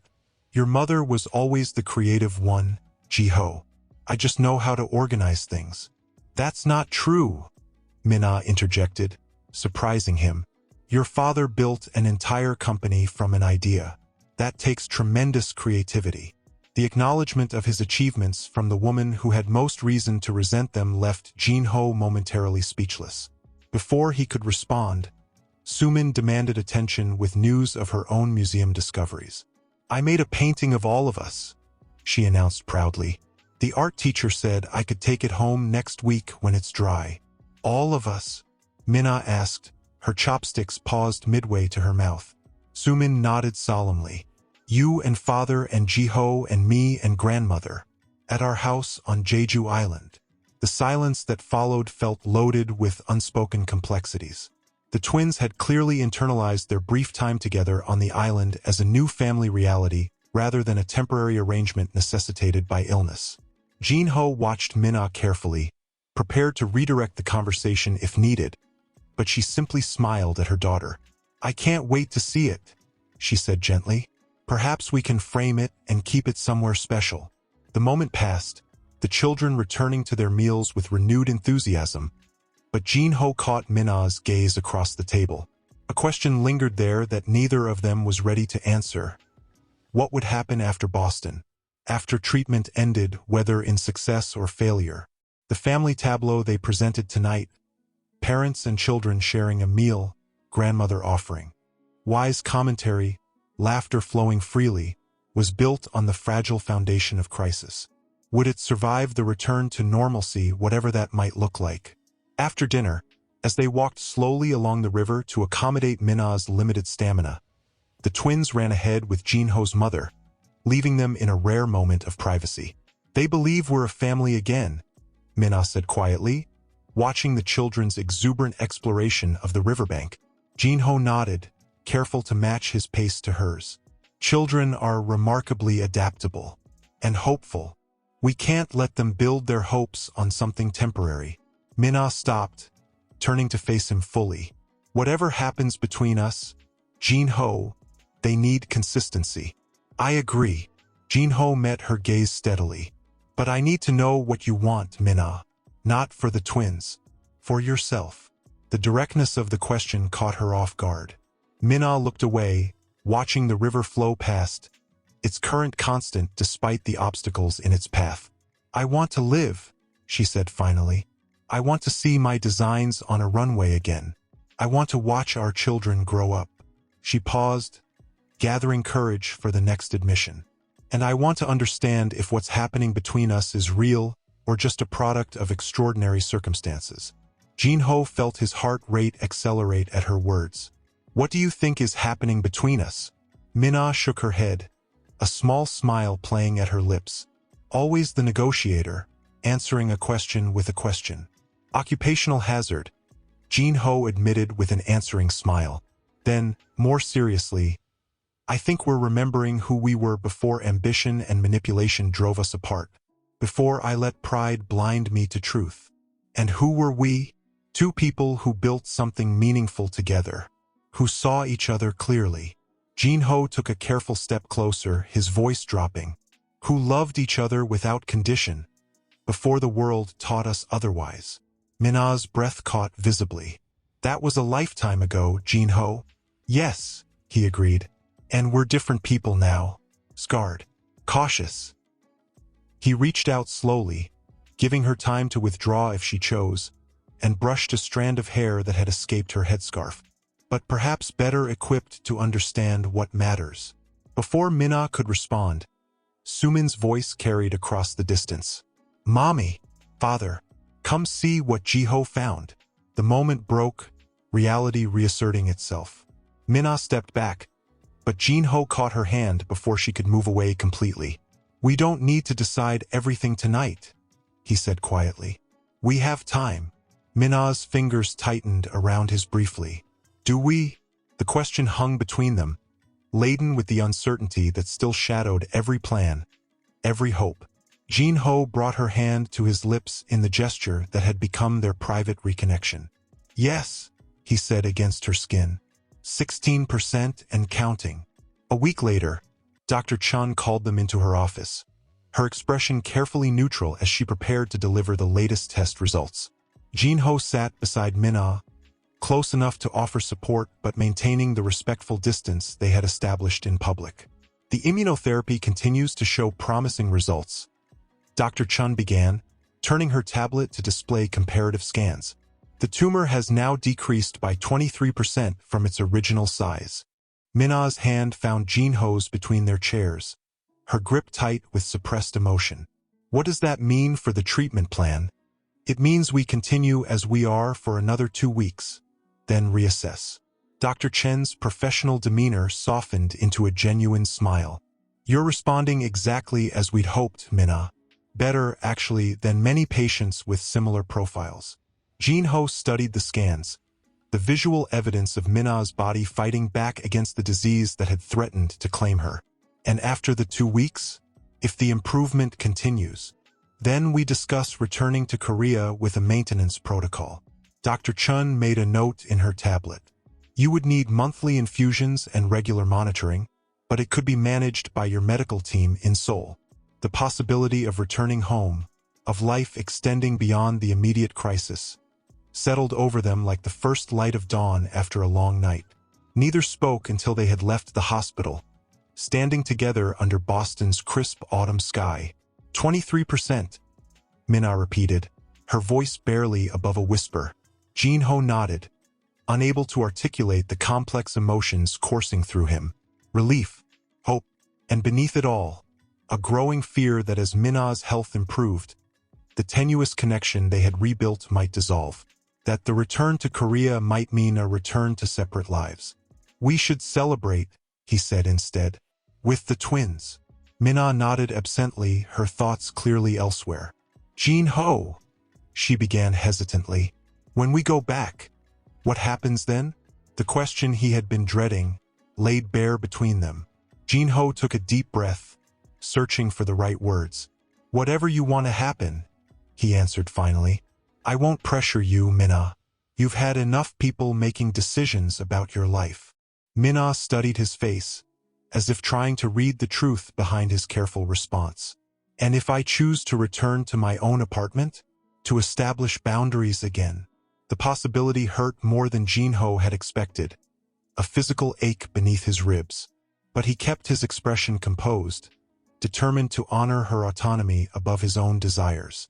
"Then I will respect that choice," he said simply, "and still be there for every treatment, every milestone with the twins, every runway show if you'll allow it. And if I choose otherwise?" Min-ah pressed, her eyes never leaving his face.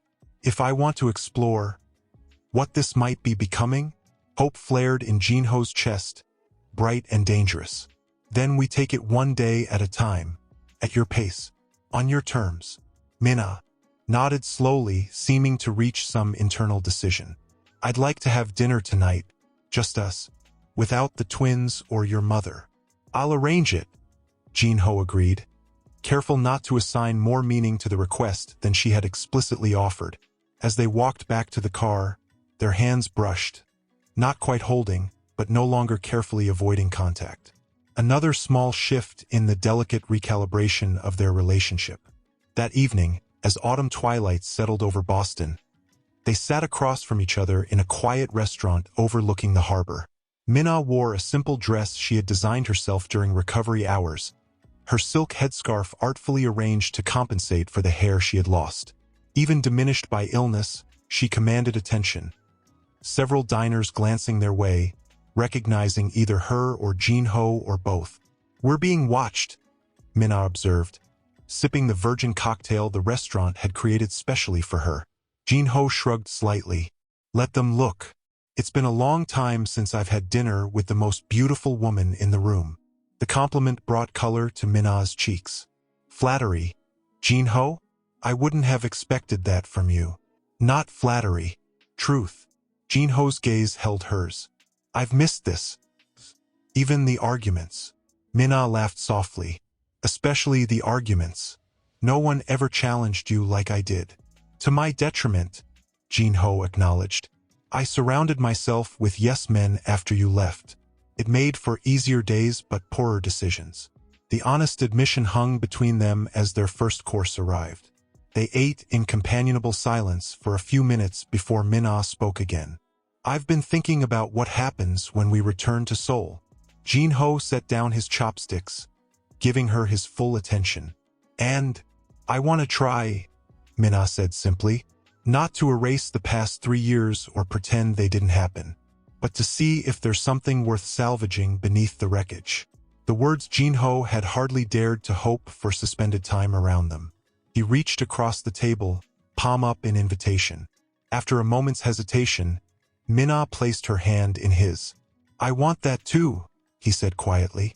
More than I've allowed myself to admit. Minna's expression remained serious, her fingers tightening around his. But there are conditions, Jin-ho. Things I need from you that weren't there before. Name them. Complete honesty. Even when it's difficult. Even when you think you're protecting me. Minna's gaze was unwavering. I need to know you'll come to me first with doubts or concerns, not make unilateral decisions about our lives. Jin-ho nodded, accepting the justified critique of his past behavior. What else? Space for my work. Not as a hobby or secondary concern, but as the essential part of who I am. Minna's voice strengthened as she continued. And most importantly, I need to know that you see me clearly. Not as the young designer you rescued from obscurity.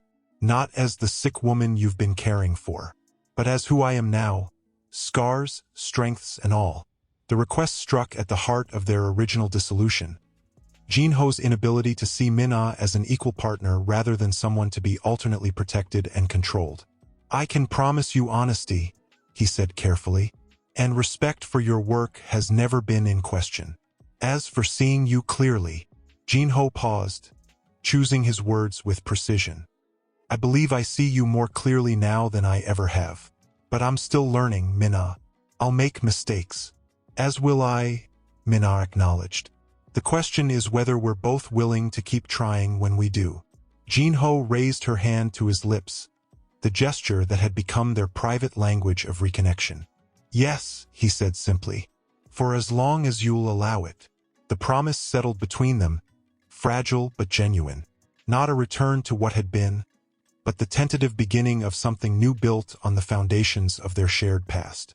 On the morning of Minna's final scheduled treatment, Jin-ho arrived to find her sitting in the window seat, watching the city below. Her hair had grown back in soft, downy patches, giving her an ethereal quality in the early morning light. She turned at the sound of his footsteps, her smile tentative but real. You're early, she said. Jin-ho set down the bag he carried. I wanted to be here. For today. Minna nodded, returning her gaze to the window. Last one. Last one, Jin-ho echoed, coming to stand beside her. The twins made you something. He reached into the bag and pulled out a colorful, misshapen creation of paper and glitter. They call it a getting better machine. Apparently, it captures all the bad cells and turns them into butterflies. Minna's fingers trembled as she took the handmade gift, tears welling in her eyes. They're so much like you, she whispered, always believing they can fix everything. Jin-ho hesitated, then sat beside her on the window seat. Not everything, he admitted. But this? Yes, we'll fix this. The door opened as Dr. Chun entered, followed by 2 nurses pushing the familiar 4-stand. Good morning, she said, consulting Minna's chart. Ready for the finale? Minna clutched the twins' creation to her chest. As I'll ever be. The procedure was the same as all the others. The careful insertion of the 4, the slow drip of medicine that would either save her or fail her. Jin-ho had memorized every step, every check of vital signs, every adjustment of flow rate. He held Minna's free hand as the drugs entered her system, feeling her grip tighten as the familiar nausea began to build. Tell me about Paris, Minna said through gritted teeth. a distraction technique they had perfected over weeks of treatments. Jin-ho began to describe the city as they had last seen it together. The light on the Seine at dusk, the small cafe near their hotel where they had eaten pain au chocolate every morning, the hidden garden they had discovered on a rainy afternoon. You were wearing a blue dress, he recalled, his thumb tracing circles on her palm, the color of twilight. Everyone turned to look at you when we entered the restaurant. I remember, Minna whispered, her eyes closed against the pain. You ordered in perfect French. The waiter was impressed. He was impressed with you, Jin-ho corrected. I was just the fortunate man at your side. A small smile crossed Minna's pale face. We danced on the balcony that night. Do you remember? There was a street musician playing below. Jin-ho nodded, the memory clear as crystal. La vie en rose. You told me. Minna's words cut off as a spasm of pain racked her body. The monitors began to beep erratically, and Dr. Chun moved swiftly to her side. Blood pressure's dropping, she announced, her calm voice belying the urgency of her movements. I need an antihistamine and epinephrine. Stat. Jin-ho was ushered away from the bed as medical personnel swarmed around Minna. He stood frozen at the edge of the room, watching helplessly as alarms blared and voices fired rapid medical terminology he couldn't fully comprehend. Anaphylactic reaction, he heard Dr. Chun say. We need to stop the infusion immediately. The next hour passed in a blur of emergency procedures and stabilizing measures. When Dr. Chun finally approached Jin-ho in the waiting room, her face was grave. She's had a severe reaction to the final treatment, she explained. We've stabilized her, but this complicates matters. What does it mean? Jin-ho demanded. For her prognosis? Dr. Chen's expression softened with compassion. It means we need to reevaluate. The treatment has been effective, but this reaction means we can't continue with this protocol. We'll need to explore other options. But she was almost finished, Jin-ho protested, his voice cracking. This was supposed to be the last one. I know. Dr. Chun placed a hand on his arm. Medicine isn't always a straight line, Mr. Seo. Sometimes there are detours. Jin-ho ran a hand over his face, exhaustion and fear threatening to overtake him. Can I see her? She's asking for you. Minna lay pale against the hospital sheets, oxygen flowing through a nasal cannula. The twins' getting better machine had been carefully placed on the bedside table. She turned her head as Jin-ho entered, her expression eerily calm. I heard, she said simply. Jin-ho took his familiar seat beside her bed. Dr. Chun says there are other options. There are always other options, Minna agreed. Her hand found his cool and fragile. Jin-ho, I want to go home. He stiffened. You need to complete the treatment. Home, Minna repeated firmly. To Korea. I want our children to see their country, to know where they come from. I want to feel the sun on my face without hospital glass between us. Minna, I'm not giving up, she interrupted, her eyes fierce despite her weakened state. But I won't spend whatever time I have left in hospital rooms. If there are other treatments, I'll consider them. But I need to go home first. Jin-ho wanted to argue, to insist on following medical protocols and established treatment plans. But the determination in Minna's eyes stopped him. He had seen that look before, when she refused to abandon her designs despite her professor's criticism, when she decided to keep the twins despite his initial reluctance, when she walked away from him rather than compromise her values. If that's what you want, he said finally, I'll make it happen. Minna's relief was palpable. Thank you. 3 days later, Jin-ho's private jet was prepared for the long flight to Seoul.